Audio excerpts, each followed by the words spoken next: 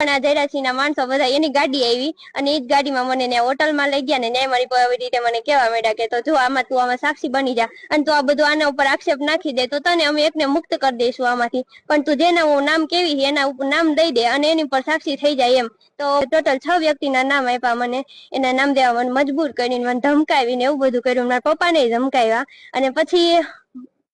ત્યારે અમને police station લઈ ગયા પાછા. ન્યાય એ લોકોએ હાથે નિવેદન તૈયાર કરીને રાખ્યું ને એમાં મારી પાસે સાઈન કરાવી લીધી. આખું નિવેદન એને મને પછી બચાવ્યું કે આ રીતે તાર બોલવાનું છે કોર્ટમાં એમ, જો તું આવું બોલી જઈશ તો તને આમાંથી મુક્ત કરી દઈશું ને આમાંથી તને લાલચ આપી કે આ નોકરી તને આમાં અમે આખી જિંદગીનો અમે તારો ખર્ચો ગણેશભાઈ અને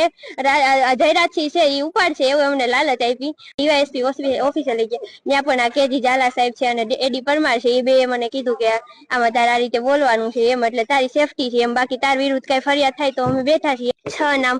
અનુરૂપસિંહ કરીને છે કોઈક અને રાજદીપસિંહ કરીને છે જેનું ઓળખતી નથી, તોય છતાં મને કહેતા હતા કે આના નામ તું દઈ દે એમ તો તને છોડી દઈશું એમ, બાકી નહીં છોડે, બાકી તારી વિરુદ્ધ કે અમે ફરિયાદ કરશું એમ. મને એવી રીતે ધમકાવી કે તારી વિરુદ્ધ આમાં ફરિયાદ થાય છે એમ. પછી